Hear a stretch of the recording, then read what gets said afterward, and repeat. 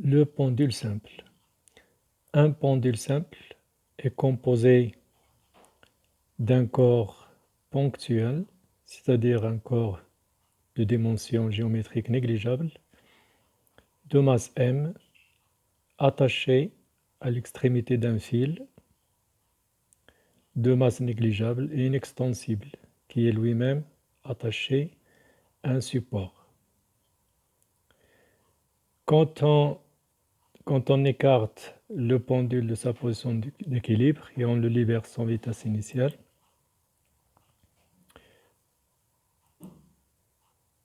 on remarque qu'il effectue un mouvement oscillatoire, c'est-à-dire un mouvement de va-et-vient autour de sa position d'équilibre.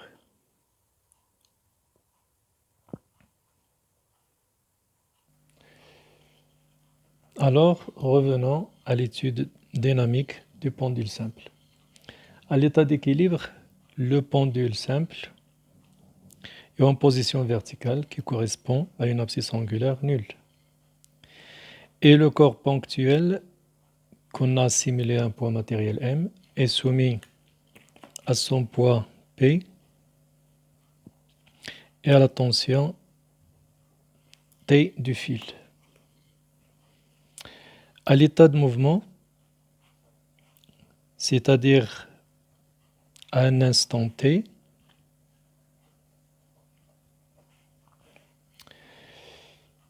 et après, on a dit que après avoir écarté le pendule simple de sa position d'équilibre stable et qu'on l'a libéré avec une vitesse nulle, on a constaté sur la vidéo que le poids matériel, ou bien que le pendule, effectue un mouvement oscillatoire autour de sa position d'équilibre, entre deux positions extrêmes θ max et moins θ max. À un instant t, le pendule occupe ou bien est incliné avec un angle θ par rapport à sa position d'équilibre. Cet angle θ qui représente l'abscisse angulaire θ de t. Le poids matériel est soumis à deux forces, à son poids P et à la tension du fil. Alors appliquons la deuxième loi de Newton sur le poids matériel M de masse petit m dans le repère de Freinet représenté sur le schéma M UN.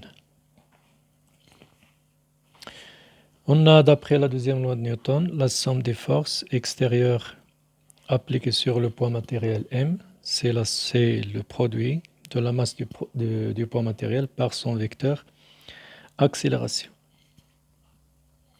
C'est-à-dire que la somme P plus T est égale MA.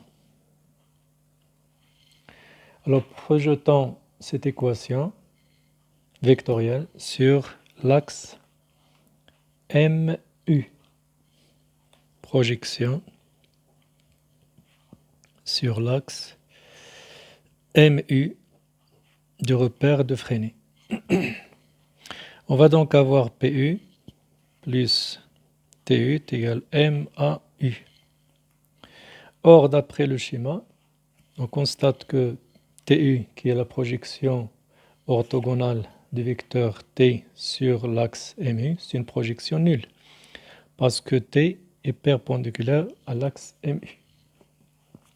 Donc TU est égal à 0. Alors que PU, qui est la projection du vecteur poids P, c'est moins mg sinus θ.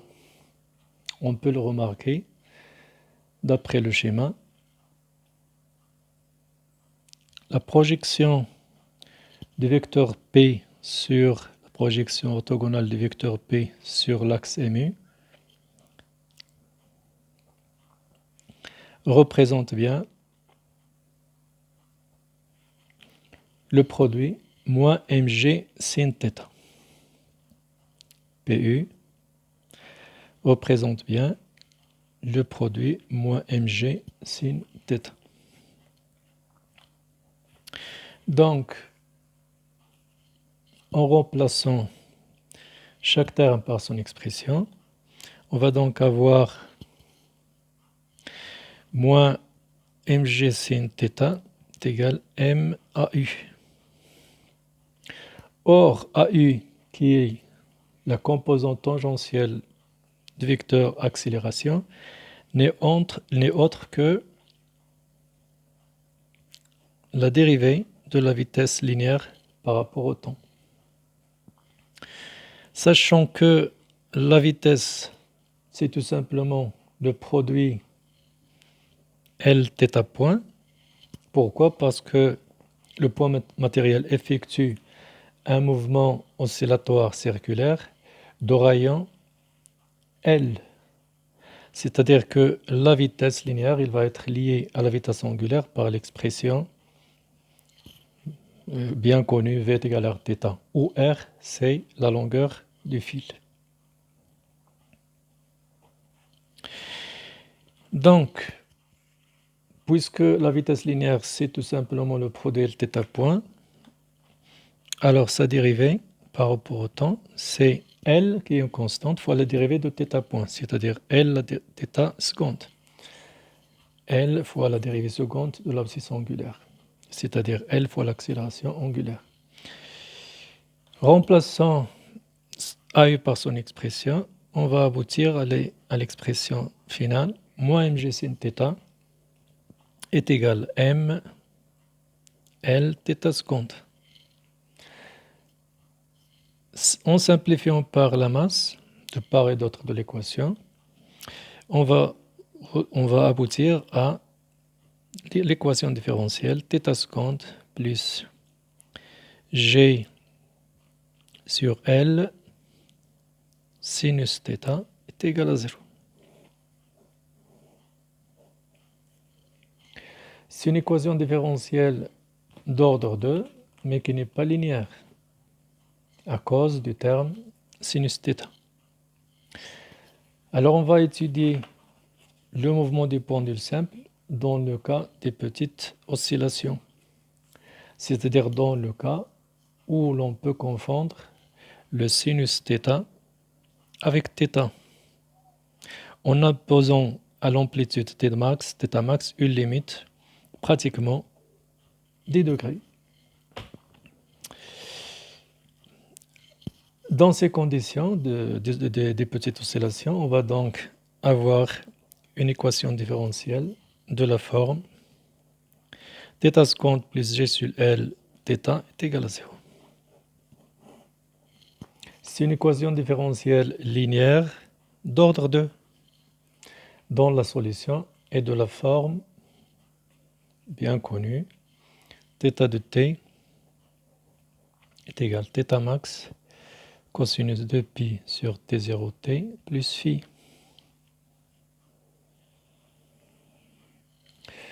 où θ max représente l'amplitude des oscillations, t0 la période propre des oscillations et phi la phase à l'origine du temps des oscillations. C'est-à-dire que on va donc chercher l'expression de t0 en insinuant dans l'équation différentielle l'expression de θ seconde. Donc dérivons l'expression θ de t.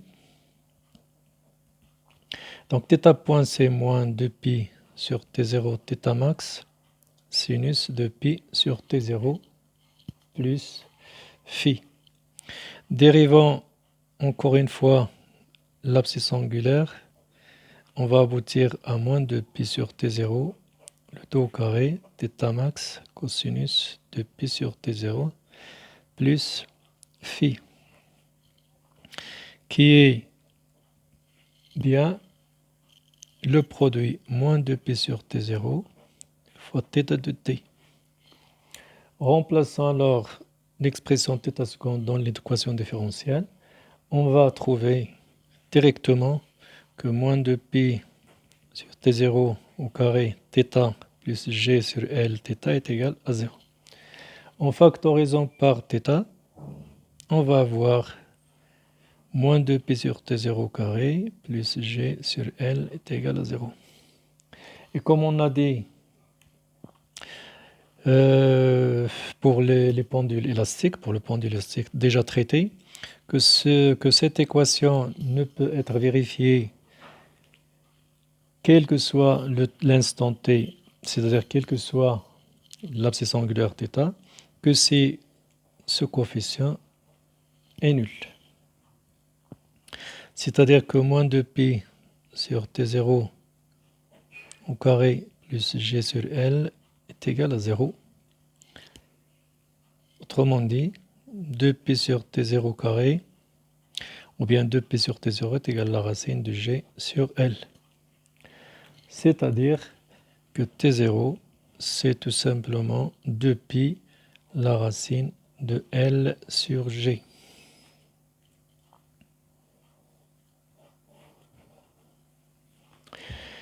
Donc, on remarque que la période propre des pendules simples dépend de deux facteurs. La longueur du pendule et l'intensité de pesanteur, l'intensité locale de la gravitation.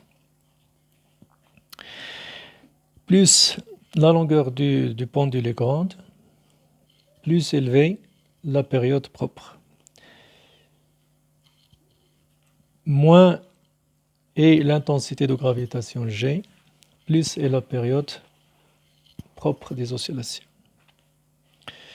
Donc voilà, c'est tout pour ce chapitre.